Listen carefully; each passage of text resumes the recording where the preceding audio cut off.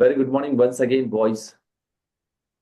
In the last week that we have observed few of the tenses like simple present, present continuous, simple past, and simple future.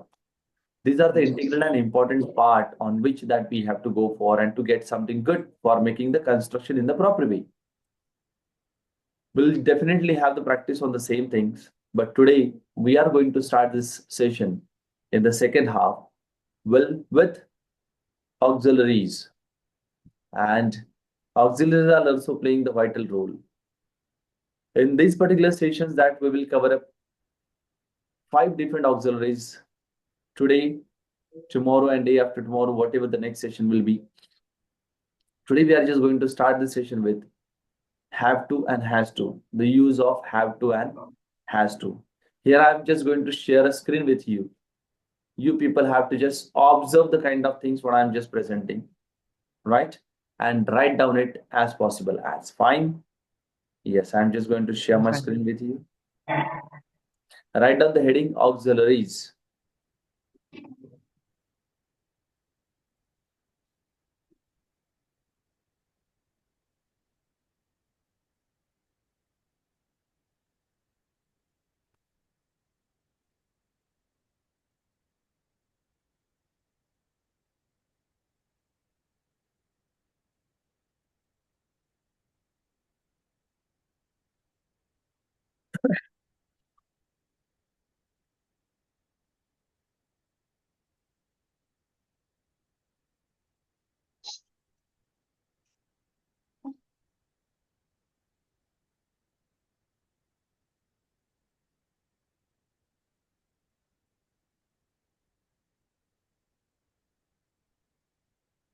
Look at here. Are you getting my screen?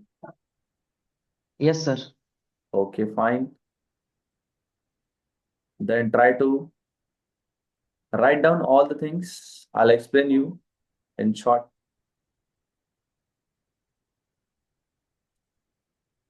Auxiliaries.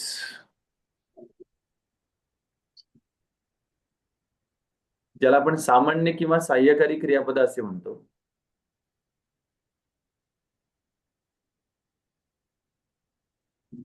पहिला पाठ आपण शिकतो त्यातला that is called as have to.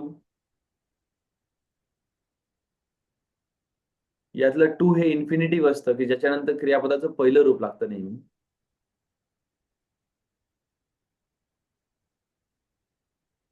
Have to चा वापर आपण कशासाठी करतो तर त्याच्या डाव्या हाताला दिलंय बघा ऑब्लिगेशन बंधनकारक क्रिया दाखवण्यासाठी आपण ऑक्झिलरीचा वापर करतो. हॅव टू चा वापर करतो बंधनकारक क्रियांसाठी. त्यात 3 पार्ट दिलेले डाव्या हातात बघा.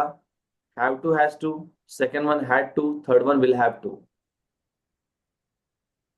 हॅव टू आणि हॅज टू चा उपयोग कशासाठी होतो? करायलाच पाहिजे. वर्तमान काळामध्ये आपण हॅव टू आणि हॅज टू चा उपयोग करतो. भूतकाळामध्ये आपण हॅड टू चा उपयोग करतो, करायलाच पाहिजे होते.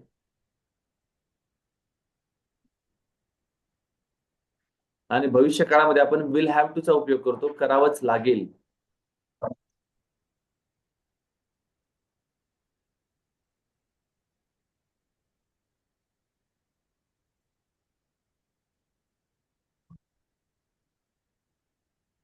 हॅव टू, हॅज टू हे वर्तमान काळासाठी लागेल. हॅड टू भूतकाळासाठी लागेल आणि विल हॅव टू भविष्य काळासाठी लागेल.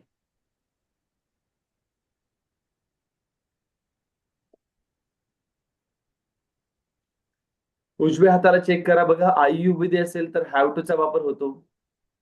ही शी ड्रामा असेल तर हॅज टू चा वापर होतो. आय यू विथ असेल तर हॅव टू चा वापर होतो. ही शी ड्रामा असेल तर हॅज टू चा वापर होतो.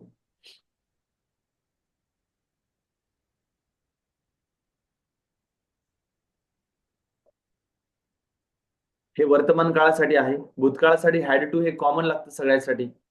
भविष्य काळासाठी विल हॅव टू कॉमन लागतं.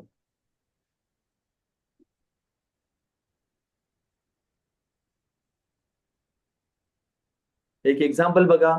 मी गाणं गायलाच पाहिजे. I have to sing a song. मी गाणं गायलाच नाही पाहिजे असं जर म्हटलं तर I have not to sing a song. किंवा I do not have to sing a song.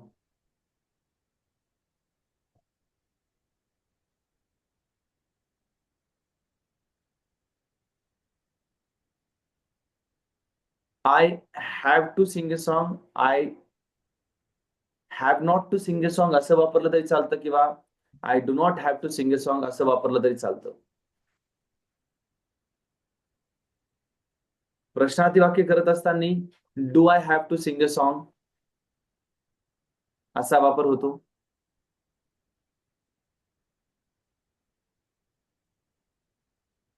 दुसरं एक उदाहरण बघा, प्रॉपर पद्धतीने दिलंय, तिने प्रश्न विचारायलाच पाहिजे. She has to ask question. She साठीचं उदाहरण पाहतोय आपण. निगेटिव्ह करताना she has not to ask question, किंवा ऑप्शन मध्ये she does not have to ask question वापरलं तरी चालतं.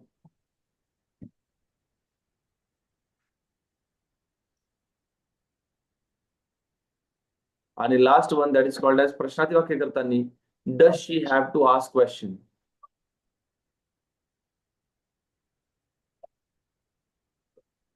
Does she have to ask question.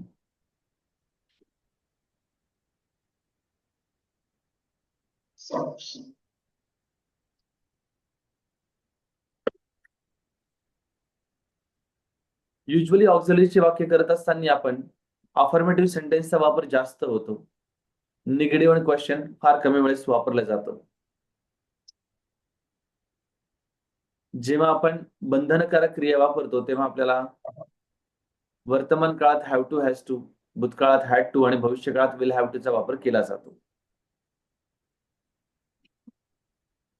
I hope की सर झालं असेल. हा बोला सागरराव. हे रिपीट करा, भूतकाळ भविष्य आणि त्यासाठी काय बोलले तुम्ही? बघा, हे डाव्या हाताला दिसतंय तुम्हाला स्क्रीनवरती. हो, हॅव हॅव टू आणि हॅज टू उपयोग वर्तमान काळामध्ये होतो, राईट. वर्तमान काळ, नंतर हॅड टूचा उपयोग भूतकाळामध्ये होतो. आणि will have to will have भविष्य चा काळ. उपयोग भविष्य काळामध्ये होतो. याची एक एक उदाहरणं पण आपण लिहून घेणार आहे. हे झालंय स्क्रीनवरचं लिहून तुमचं? हो सर. Right, fine. योगेश्वर झालंय का? हो सर, झालं. Right, fine, okay. एक एक उदाहरणं लिहून घ्या. मी काम करायलाच पाहिजे. मी काम करायलाच पाहिजे. I have to work. मी काम करायलाच पाहिजे. I have to work. Next, मी काम करायलाच पाहिजे होतं.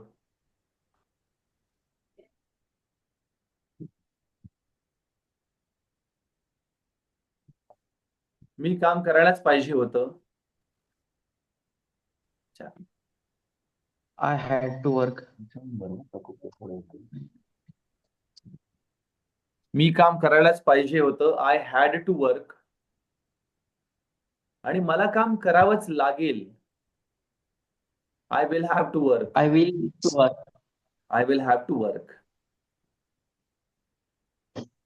म्हणजे तुम्हाला जर म्हणायचं असेल की अरे तुला उद्या यावंच लागेल बरं का, तुला काही ऑप्शन नाहीये, you will have to be here.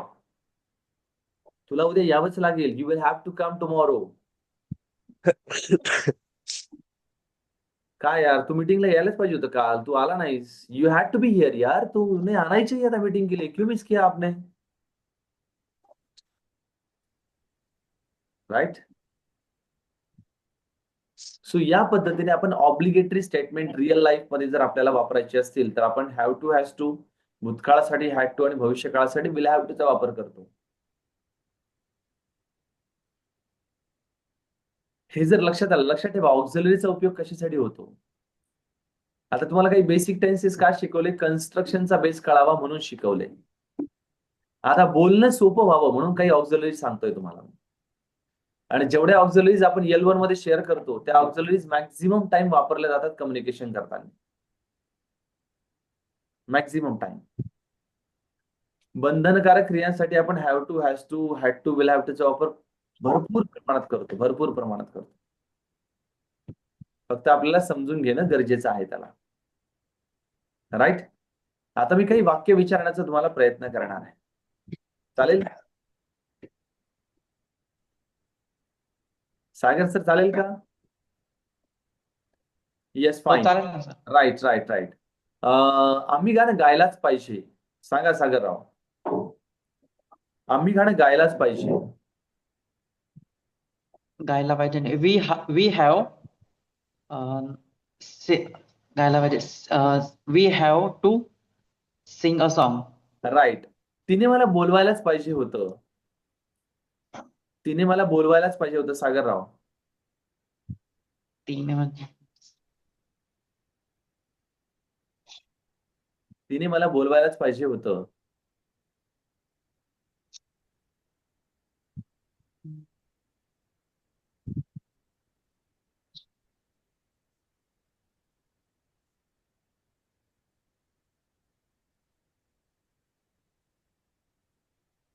नाही सर ते. हा. Yes Yogesh sir please. She had to me call. तुम्ही कॉल नाही. She had to call me. She had to call. She had to call me. आलं लक्षात? क्रियापद आधी घ्यायचं नंतर ऑब्जेक्ट लावायचं. सागर सर सोपं आहे. भूतकाळामध्ये फक्त हॅड टूचा वापर करायचा आणि बोलवण्यासाठी कॉल हा शब्द वापरला जातो. पुढचं वाक्य सागर सर तुमच्यासाठी आहे. मला चित्रपट पाहावाच लागेल.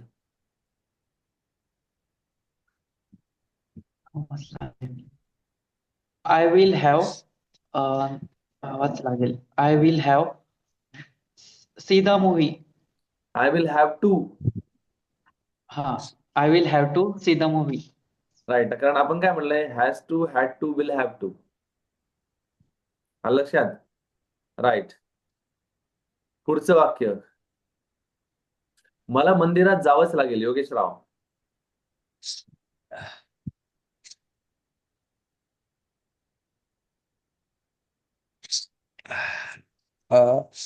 I have to go. I will have to go. I will have to go to the temple. Right. तिने विचार करायलाच पाहिजे होता. सागरराव.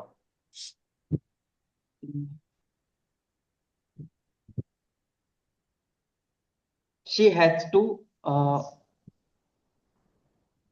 शी हॅज टू तिने विचार करायलाच विचार पाहिजे होता. She she will have to. Will have to. कुठं चालले सागरराव?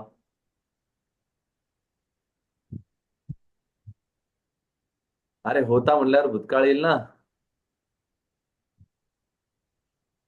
विचार. She had to. मग शी हॅड टू विचार. Think. She had to think. She had to think. Basic क्रियापदांचा आकाळ आहे. त्याच्यावर काम करावं लागेल. बेसिक क्रियापदांची लिस्ट पाठवली तुम्हाला. विचार करा त्याच्यावर, थोडस लिहा. हा, करा थोडासा प्रयत्न करा त्यामध्ये. आजचा ऑक्झिलरीचा एक पाठ कळाला का? हो सर. राईट. लक्षात ठेवायच्यावरती सराव करावा लागतो आणि सराव करण्यासाठी याच्यावरती तुम्हाला एक्सरसाइज पाठवून दिल्या जातील. ठीक आहे. प्रतीक्षा मॅम.